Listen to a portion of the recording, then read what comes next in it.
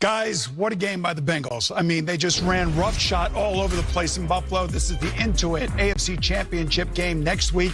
It's going to be 12 degrees, Phil, out in Kansas City. The Cincinnati Bengals will be visiting the Kansas City Chiefs. We'll be there alongside of them to witness maybe what we saw last year.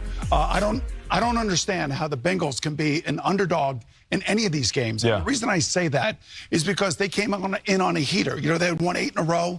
Yep. They had taken care of business. I know they had a few offensive linemen missing, but this guy right here, he's the difference maker. He's got ice in his veins. He's the unquestioned leader. They were incredibly efficient today. Yeah. 412 yards on offense. Their offensive line just beat up the opposing defensive line of the Bills. And I can't say enough about Joe Mixon. Remember, he was the guy that first came out and said, you know what, guys? You're going to be selling tickets to a game in Atlanta?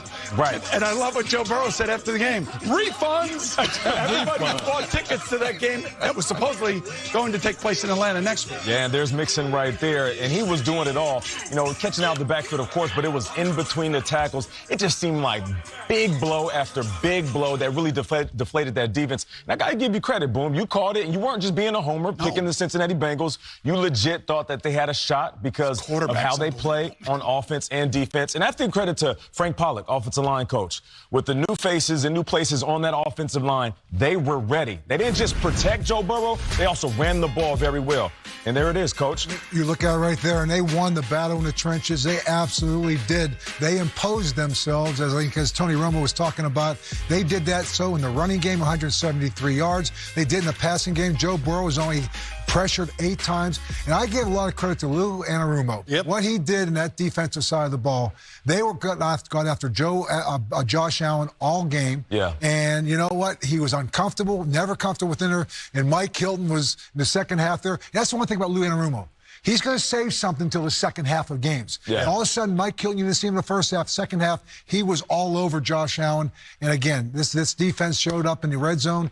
And the Cincinnati Bengals, they just totally dominated this game. Bill, when they show me, when they pick up a blitz, that'll be the first time I see it. Yeah, I mean, they blitzed everywhere. Yeah. Buffalo never had an answer. Got to give a lot of credit to both coaching sides of the football for Cincinnati. Offense, great game plan, Joe Burrow. Defense, you said it with Lou Anarumo. They have so many things. In football, who usually wins the game? The most physical team. Yeah. Was there any doubt? Yeah. If this was a boxing match, we're not going to the scorecards. This was a knockout. That's a fact. And it comes down to this. You talk about their, confidence and energy. I got to read a little bit. Joe Burrow says, remember we were laughing? Yes. The championship window is always open while I'm here. I mean, come on. What quarterback talks like this and the way he acts? But you know what? He is the true, really leader of the team, the spokesman. They all gather around him. They do. And it's just one of the many reasons why. So what's the old expression go? It's not bragging if you can back it up. Back it up. You know, one thing I will say about this team, they're going to have to, I think they're going to need to do it right now this year, because some of these guys are not going to be on the team next year because of the amount of money that Joe Burrow is going to command as the starting quarterback for the Bengals. And you could just see how cool he is. He steps right up the offensive line, and you see right there, he's always looking downfield. We talked about that before. Picked up the blitz. You know, in a great design right here. The quick screen, nope. Here's Hayden Hurst going to just slip right in the back. He's been big for him, Coach Hayden Hurst. Big time, big. And the patience of Joe Burrow, I mean, the checkdowns, the Samaje P runs, it's a Joe Mixon, and in the running game, I'm telling you, that guy right there, that stance right there by Joe Burrow, that's him. Says it all. That's him right there. Says it all. And I know we're talking about the offensive side of the ball, but, you know, we have mentioned this Bengals defense. They stepped up big. This makes 5 straight postseason games where Stephon Diggs didn't score a touchdown. And you have to give credit to the squad today. I mean, they locked him up. Before the game, you said, well, they better put 2 guys on him. Yes. And they had guys that were bracketing him or maybe even doing cover 2, safety in the corner. But Stephon Diggs was trying to make plays, and they were just swarming all over the wide receivers. At the line of scrimmage, they were physical. They make sure they were bracketed. They're throwaways. And that's exactly what they are. And here's Stephon Diggs. You know, he's looking at his QB.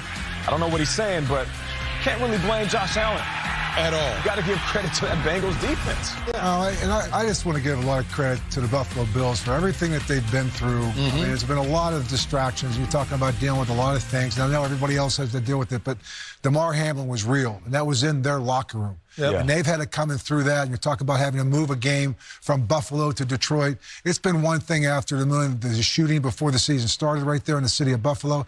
This city of Buffalo, they've been very, very resilient. Very proud you should be of this football team, because I tell you, they represent the very best of what our country is about, because there's humility up there, there's resiliency up there, there's a commitment, there's a sense of purpose with what they do. Yes, they lost today, but I'll tell you what, it was hard not to pull for them given all the things that they had to go through. I think it's well said, Coach. And the one thing I will say now as we look forward to next week's game in Kansas City, Patrick Mahomes is 0-3 against the Cincinnati Bengals and Lou Anarumo.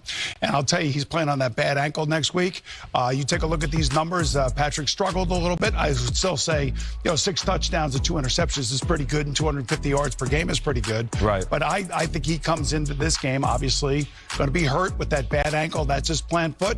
And we were talking about this in the pregame show and what kind of impact this is going to have on him moving forward. And I think we all agree, for who he is as a player, part of his dynamism, I guess is the word I'm looking for.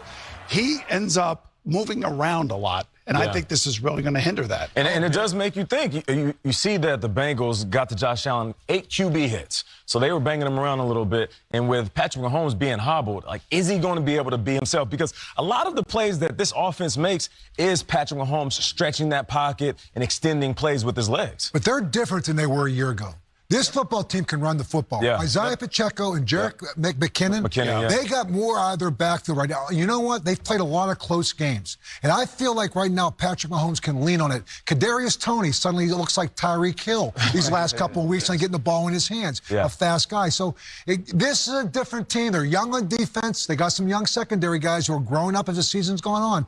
This is not the same Kansas City team that they're going into. It's going to be a great matchup. Clearly, I think these are the best 2 teams in the AFC that we're looking at. Well, 2 big teams, you know what I mean? So they match up well that way. Today, when I watched the game with Buffalo and Cincinnati, Cincy just looks like a bigger, they are.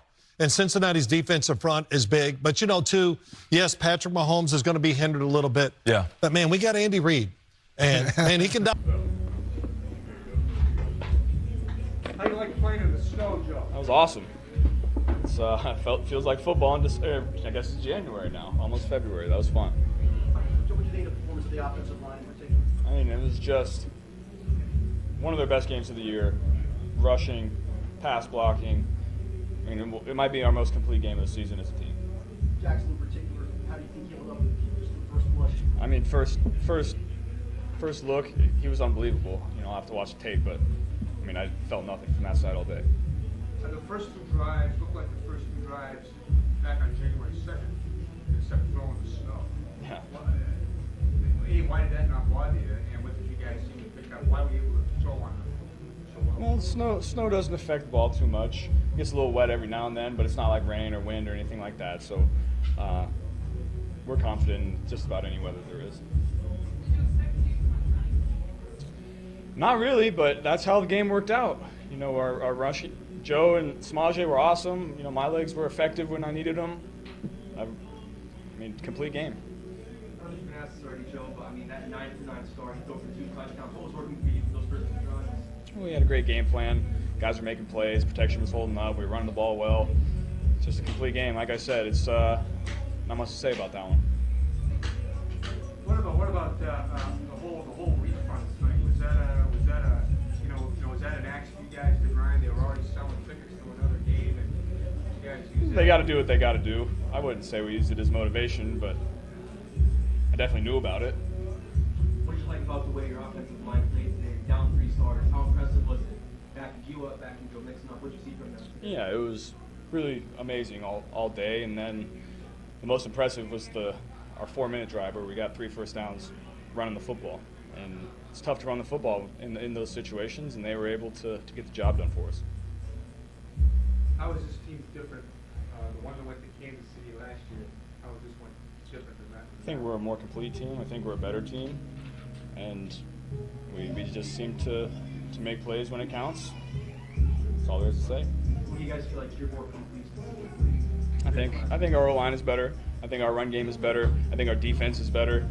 I just think our special teams is better. We're just overall a much better team than we were last year. Joe, not having snow affect your high-power offense? What does that say about your team? Well, we like practicing outside in inclement weather. I guess, is that the right word? I think it's the right word. But we like, you don't get a ton of those, and so when we do get the snow, rain,